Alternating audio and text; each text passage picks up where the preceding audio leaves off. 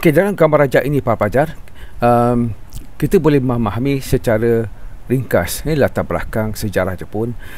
Semulanya khususnya pada abad ke-16, abad ke-17, abad ke-18. Pada abad ke-16 bermula dengan kerajaan emperor yang memerintah, yang berpusat di Nara. Okay.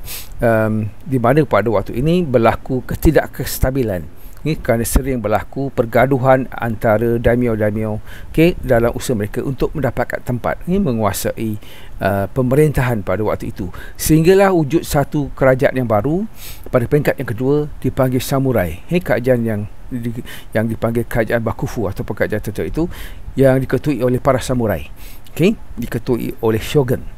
Tahun 1603 misalnya bermulalah Kamakura, Muromachi, Sengoku dan sebagainya. Inilah memulakan kepada kerajaan yang baru dipanggil kerajaan Tokugawa, Shogun Tokugawa, yang berpusat di Edo, yang sekarang sekata Tokyo pada hari ini. Sehinggalah abad ke-18, 1867, apabila berlakunya yang dipanggil sebagai Meiji Restoration ataupun pemodenan Meiji oleh Maharaja Meiji. Jadi daripada raja berkuasa mutlak yang berpecah, yang tidak kuat di peringkat awal, dikuasai, raja telah dikuasai oleh shogun yang mengetuai dan menguasai semua puak-puak yang bertelaga tadi dan mereka mewujudkan satu shogun yang kuat yang menguasai beberapa wilayah, kawasan-kawasan penting di Jepun, khususnya di Edo. Itu kawasan yang paling maju dan paling makmur dari segi ekonominya. Dan kerajaan ini berakhir apabila Meiji, kuasa maharaja itu dikembalikan, maka berlakulah pemodenan. Meiji telah membuat pemodenan dengan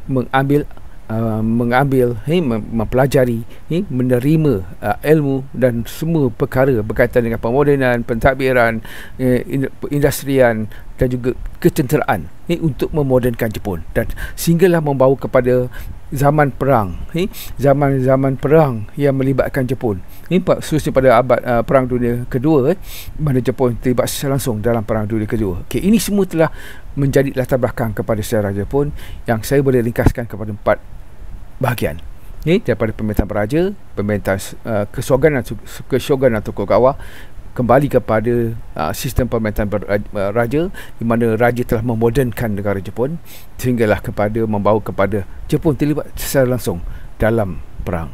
Sistem ekonomi feudal yang kita bincangkan pada hari ini berlatarkan kepada zaman keshogunan Tokugawa, iaitu daripada abad ke-16 hingga abad ke-18, 1603 hingga 1897, sebelum pemulihan ataupun pemodenan Meiji berlangsung.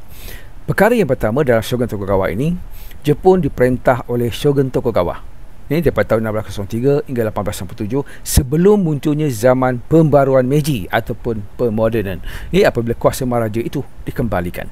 Kedua, Shogunan Tokugawa mengamalkan pemerintahan secara feudalisme, di mana para shogun, itu pemimpin tertinggi samurai, menguasai semua aspek dari segi politik, ekonomi dan juga sosial.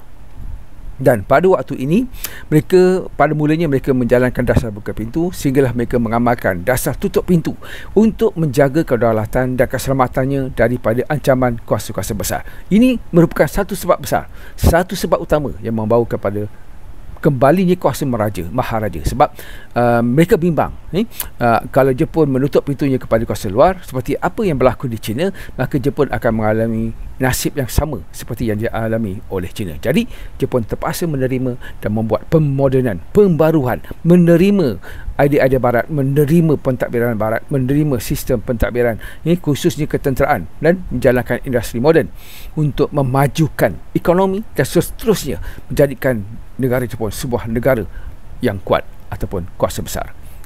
Ini semua menyebabkan keadaan yang berlaku di zaman Tokugawa ini menyebabkan Jepun sukar untuk menerima pembaharuan yang dibawa oleh kuasa-kuasa barat.